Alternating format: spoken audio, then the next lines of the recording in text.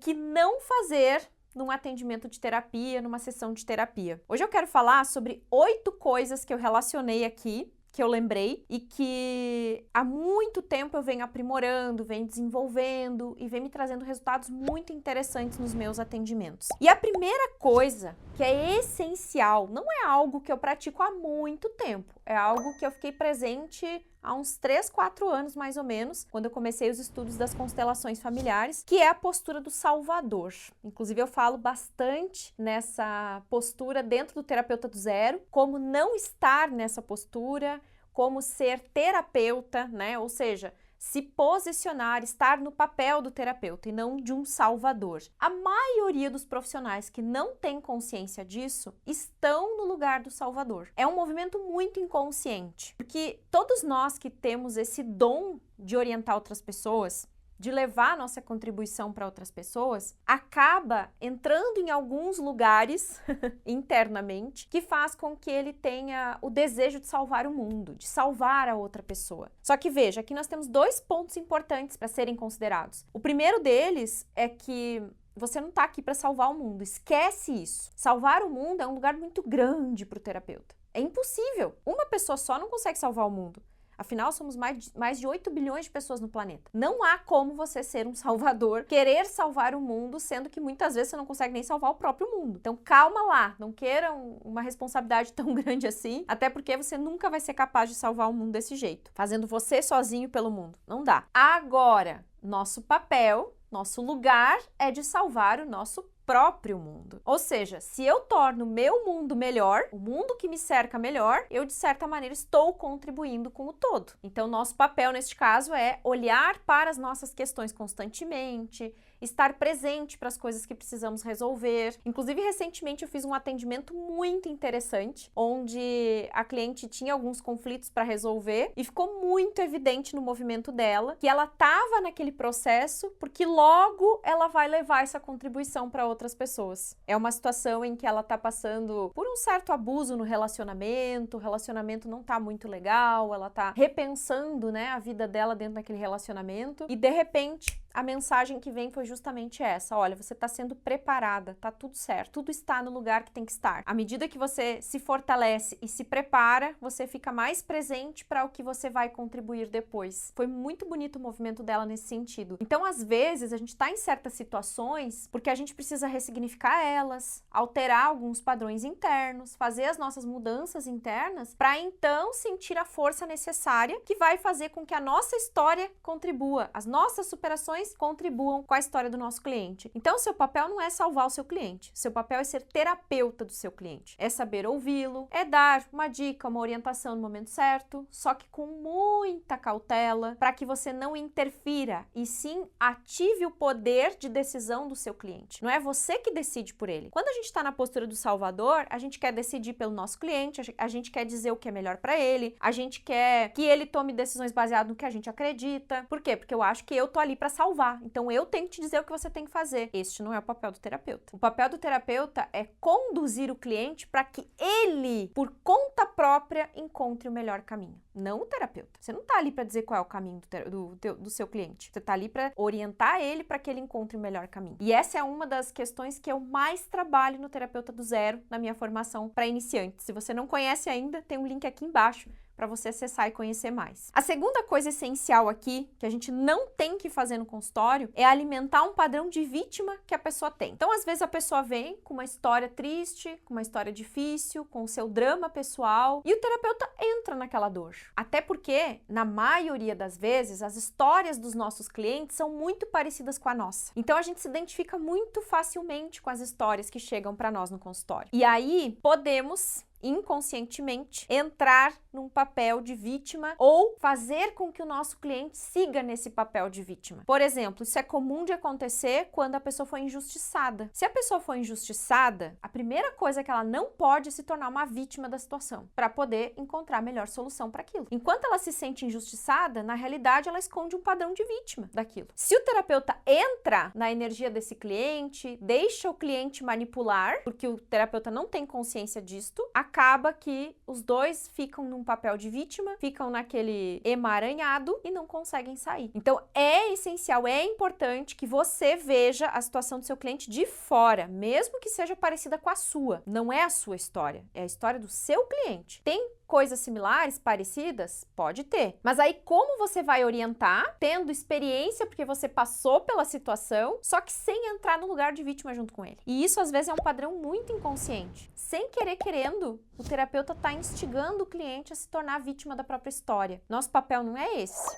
E não é ficar trazendo à tona os traumas simplesmente porque a pessoa tem que falar sobre aquilo. É fazer com que a pessoa traga a história que ela conta para ela mesma, só que dando um novo significado para isso. Mais um ponto essencial que eu trabalho lá no Terapeuta do Zero. Inclusive, dentro do Terapeuta do Zero, você tem uma ficha de consulta com perguntas ideais que você pode fazer para mapear pontos que precisam ser trabalhados durante o atendimento com o seu cliente. Terceira coisa essencial aqui, não se organizar para a sessão. Só vai pela intuição. Não sabe direito o que vai dizer, o que vai fazer, como vai conduzir. Talvez com alguns anos de experiência, muitas horas de trabalho de consultório, você até possa seguir mais a intuição, sem ter nada preparado. E também pode acontecer de você preparar alguma coisa, chega na hora de o cliente vir para o atendimento, durante a conversa e tal, algo muda. Você sente, você percebe que não é exatamente aquilo que você preparou. Só que, para fazer uma primeira sessão de terapia, é essencial, é muito importante que você tenha a ideia do que você vai formular, do que você vai perguntar, o que você vai dizer, como você vai conduzir, porque você não conhece a pessoa ainda. Uma vez que você já conhece a pessoa, fica um pouco mais fácil de você conduzir o restante do processo. Agora, quando você ainda não conhece, é interessante você ter um roteiro legal de perguntas, saber como mapear, como olhar para a história do cliente, como entender o momento dele, para que então você possa dar as melhores orientações para o que ele está vivendo. Quarta coisa, só aplicar uma técnica de terapia, de energização, sem trazer uma clareza para o cliente do que está sendo feito, do que está sendo trabalhado, tá? Isso eu já vi acontecer inúmeras vezes. Eu, como cliente, já passei por isso. Eu acho isso um descaso com o cliente. A pessoa vem, recebe um reiki e vai embora. Vem, faz uma acupuntura, vai embora. Vem, faz um trabalho de energização, né, seja qual for, vai embora. E o terapeuta não dá um feedback, o terapeuta não fala muito, o terapeuta não pergunta muito, não interage muito com o cliente. Eu, particularmente, não gosto de terapeutas que trabalham assim. A pessoa não precisa receber tudo que o terapeuta prevê ou sentir. Prevê ou não? Eu concordo que algumas coisas o terapeuta vai manter para ele porque são de análise dele e que o cliente talvez não precise saber naquele momento ou talvez não seja interessante falar sobre aquilo para o cliente. Mas para o trabalho, para a condução do terapeuta, é interessante o terapeuta pontuar algumas coisas. No entanto, eu acho muito importante a gente dar algum feedback. Conversar com esse cliente sobre o momento que ele está vivendo, sobre o que eu senti, com muita cautela, é lógico, tem coisas que às vezes a gente não pode falar mesmo, porque a pessoa não vai ter maturidade com aquela informação, principalmente quando o nosso trabalho envolve um trabalho mais espiritual, mais energético. Então, se você observa, por exemplo, que a pessoa está com um obsessor,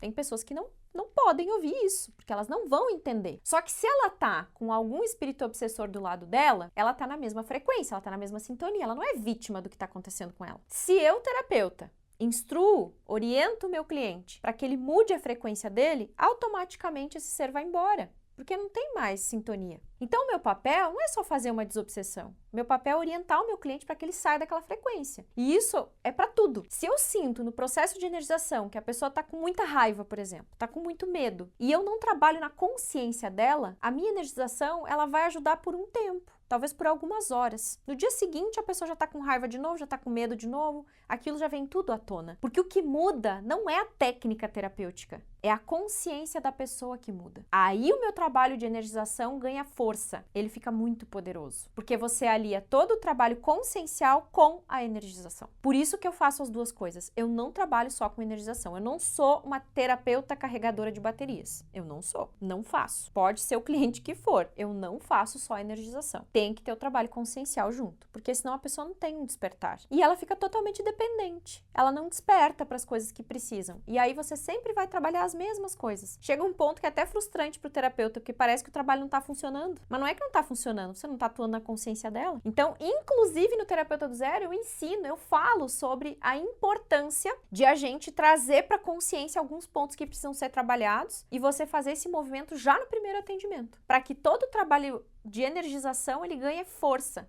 e assim a pessoa veja um resultado bem maior no trabalho terapêutico. Não se preparar energeticamente. Gente, isso aqui é uma falha que muitos cometem. E é uma falha que pode prejudicar o trabalho do terapeuta. Caramba, gente, é assim, ó, extremamente importante você preparar a energia do espaço que você vai atuar, seja online ou presencial, porque tudo tem energia, tudo tá vibrando, e trabalhar a sua energia como terapeuta, a sua postura, a sua consciência como terapeuta, o seu lugar, né, como terapeuta ali no processo, mas principalmente fazer uma dinâmica, uma prática, um exercício onde você consiga proteger a sua energia, cuidar da sua energia, para que você reverbere isso para o ambiente e o ambiente também fique na mesma sintonia. Claro que se você mantém uma rotina de autocuidado, se você cuida da sua energia todos os dias, se você faz bonitinho seu tema de casa como terapeuta, você não precisa fazer grandes coisas na hora de se preparar para o atendimento. Mas tem que preparar não só fisicamente, estruturalmente, mas energeticamente, tanto o espaço para atender quanto a sua própria energia, para que você esteja disponível, para que você esteja ali disposto, para que você capte a informação que vem lá de cima. Nós somos muito guiados por um plano invisível.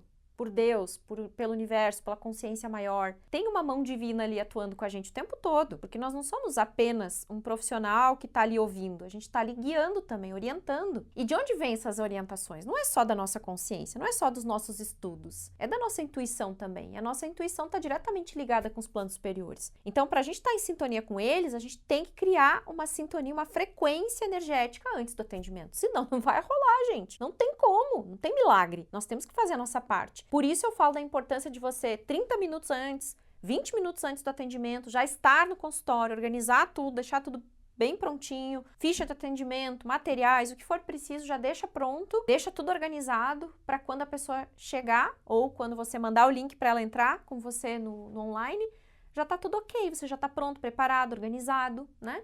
E não dá correria também, porque imagina, você chega atrasado, chega em cima da hora, não faz nenhuma preparação, como vai ser o atendimento? Com certeza não vai ter a mesma qualidade daquele terapeuta que se organiza, que chega antes, que faz tudo bonitinho, que se prepara, né? É diferente, tem diferença entre um e outro. O próximo é achar que só você é o responsável. Ou seja, achar que toda mudança, transformação do seu cliente está nas suas mãos. Eu é que curo, eu é que resolvo, eu que sou o responsável. Você também é, tá? Tanto que o próximo item é esse. Você é responsável, sim.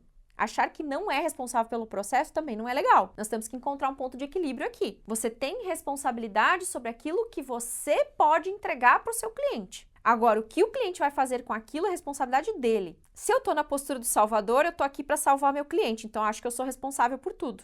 Se ele não melhora, a responsabilidade é minha. Nem sempre. Às vezes, a não melhora do cliente tem a ver com a disponibilidade desse cliente. Então, temos que olhar para isso profundamente. O que está acontecendo que ele não consegue fazer a parte dele no processo? E isso não significa entrar na postura do julgador, porque aí começa a apontar, mas ele não faz isso porque ele é assim, porque ele é assado, porque não sei o quê. Aí também já é perigoso esse lugar. Não entre na postura do julgador, porque às vezes sai da postura do salvador e entra na postura do julgador. Eu já estive nessa postura. Ah, mas o meu cliente não faz porque ele é preguiçoso. Ah, ele não faz porque isso, porque aquilo. E aí começa a apontar e julgar, sendo que às vezes tem alguma questão mais profunda para ser olhada. O fato de ele não fazer, de ele não conseguir, de não ter algum resultado, talvez tenha algo mais para ser olhado ali. Então tenha humildade de reconhecer isso. Entenda que sim, você tem responsabilidade sobre a sua entrega, a sua contribuição, aquilo que você faz pelo seu cliente. Mas você tem que entender que não é só você no processo. O terapeuta tem uma parcela, consultante cliente tem outra parcela. Próximo item aqui é achar que não é responsável, que foi o que nós falamos antes. Então assim, achar que o terapeuta não é responsável e tudo está nas costas dos clientes também não é legal, porque não é tudo nas costas do cliente, não. Parte é do terapeuta, parte é do cliente, quando se trata da responsabilidade para que o processo seja fluido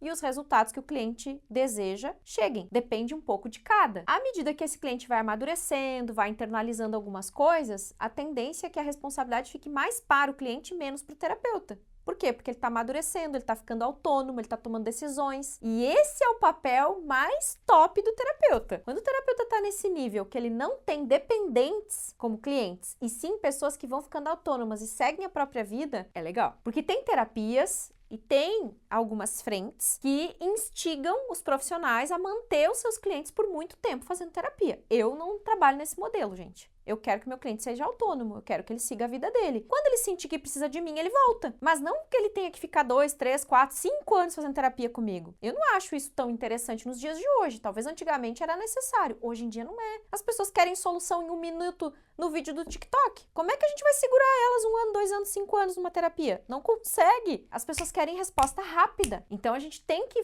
fazer com que o nosso trabalho seja fluido e com que a pessoa já vá tendo resultado já na primeira sessão. E tem como fazer isso. Eu ensino a fazer no Terapeuta do Zero. Como faz para o cliente ter resultado na primeira sessão? É possível? Claro que sim. Tem como conduzir o processo de maneira que a pessoa já veja resultado na primeira sessão. E o último item que eu botei aqui é ser adivinha, querer prever tudo. Gente, isso é muito arriscado e muito perigoso, tá? Talvez alguns aqui vão questionar e vão dizer, tá, mas e um tarólogo? E uma cartomante, né? Pessoas que, de certa forma, estão ali para prever o futuro. Essas pessoas não estão prevendo o futuro, gente. Desculpa dizer isso e decepcionar vocês. Elas estão fazendo uma boa análise do presente que vai direcionar a pessoa para o futuro dela. Mas não tem como prever o futuro. Eu não sei com vocês, tá?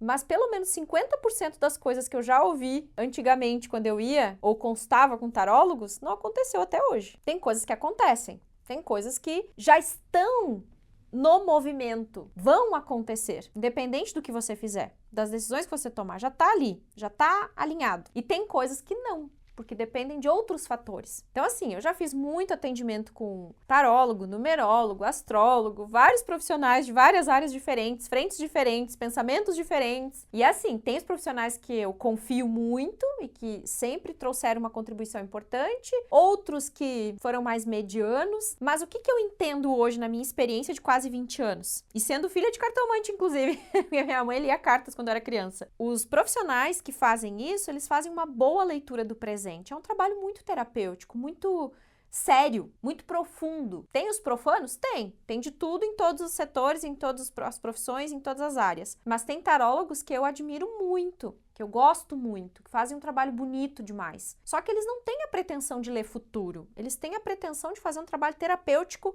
olhando para o seu presente e então fazendo projeções para o futuro. É diferente. Porque não tem como alguém prever o futuro. Não tem, gente. Nem os videntes acertam tudo, porque o futuro é imprevisível. Aquilo que a gente está sentindo hoje pode mudar amanhã, altera amanhã. Então não dá pra gente se iludir e achar que alguém vai dizer pra gente como que o futuro vai ser. Cuidado com isso. E se você é terapeuta e faz isso, cuidado com o que você fala. Eu não gosto dessas adivinhações. Eu não sou muito a favor disso, não. Eu sou a favor do profissional que me dá uma projeção de futuro quando ele lê o meu presente. Ele entende o meu momento e a partir disso ele me dá uma boa leitura do que eu posso fazer, de que caminho seguir, para que eu tome a melhor decisão. Mas não no sentido de ele dizer o que eu tenho que fazer, no sentido de me dar uma orientação. Eu estou em busca de uma orientação. É claro que quando a gente vai nesse tipo de atendimento, a gente quer receber boas notícias. E a gente sempre está em busca de receber boas notícias, mas não tem como controlar nada.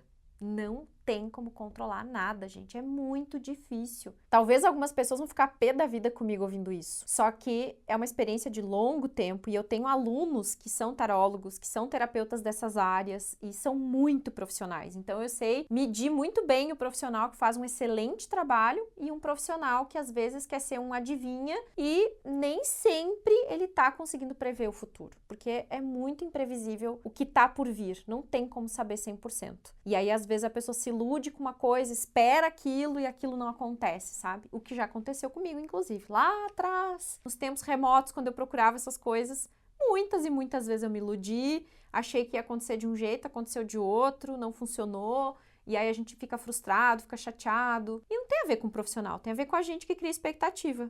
A forma mais libertadora de viver a vida é não criar expectativas, gente. É não querer saber o futuro. Eu sei que isso é difícil, porque a gente foi programado para querer prever o futuro. É a melhor coisa não querer prever o futuro. Não tentar entender o que está acontecendo e não querer tentar entender o que vai acontecer. É viver, gente. É viver. É estar vivo. Eu vivo falando isso nos vídeos aqui, meio redundante, né?